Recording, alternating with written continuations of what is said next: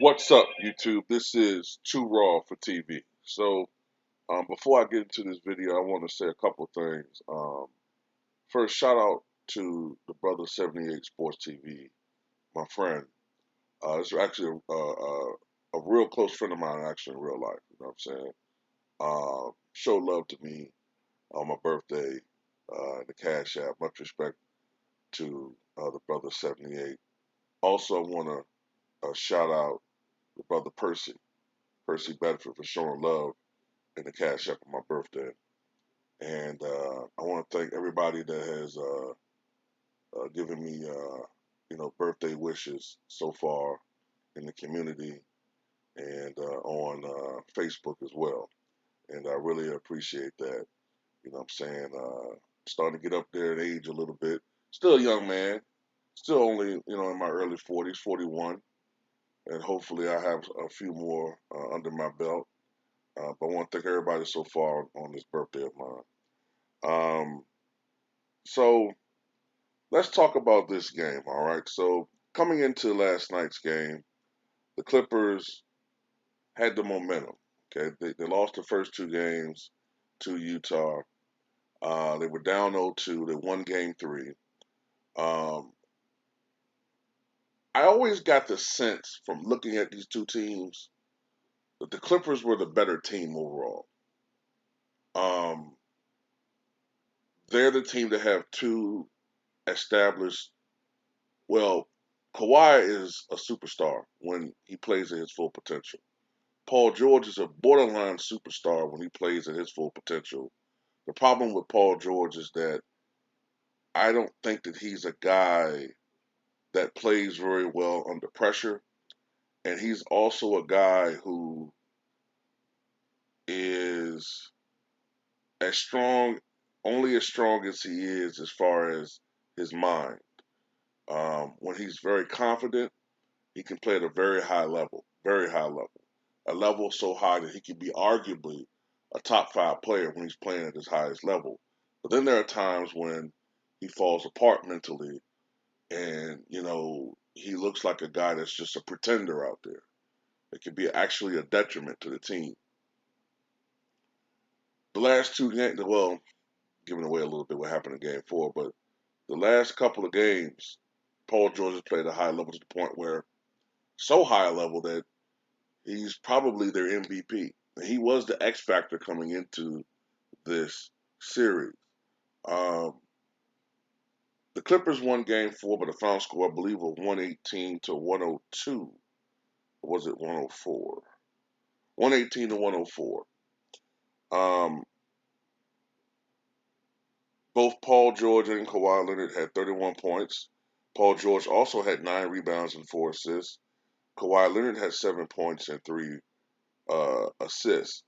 Nicholas Batum had 7. Morris once again had a great game.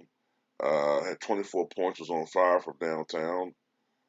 Reggie Jackson had 4 points. Zubac had 8. Kennard had 8.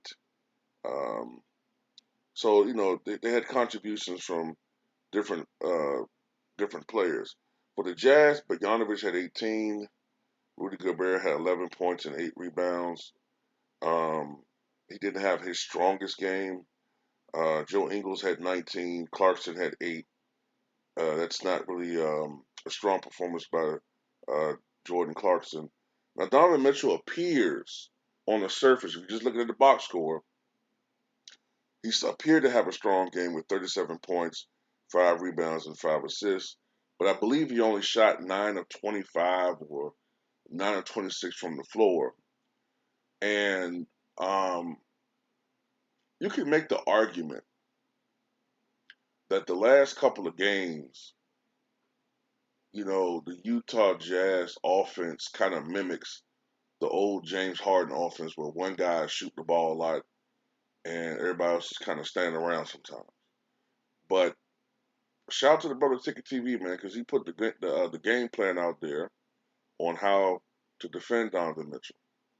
And right now, the Clippers are indeed frustrating Donovan Mitchell, and he's still rather, I'm not gonna say he's a neophyte, but he's still very early in his career.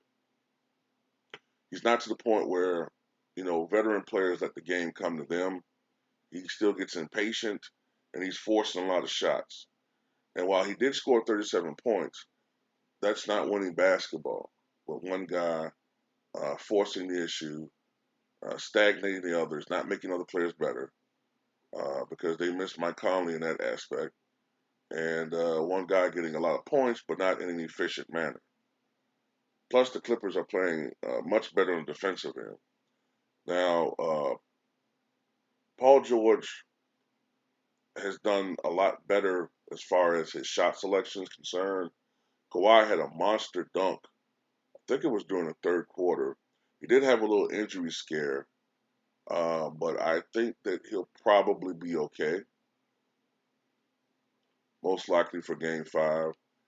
And as long as the Clippers play their brand of basketball and play smart and play at a higher intensity, the Clippers may win the next 2 games. The problem is the historical pattern of the Clippers. You know what I'm saying?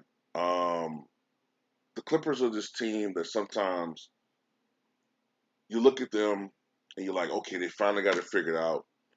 And then inexplicably in a game where the pressure may not be on, they just fuck up. They just, at least for stretches, don't play up to their potential. So I think the Clippers are probably gonna win games 4 and 5. Win games 5 and 6. It's possible they may lose Game 5, or it's possible they may win Game 5, lose Game 6, and then win Game 7 on the road. But then when you have a game at Utah on the road, you never know what could happen. Mitchell might have a 50-point explosion, and then Kawhi and Paul, they may not make their shot. So don't even risk that shit. Just knock this team out now. You know. But these are my thoughts. Tell me what you guys think.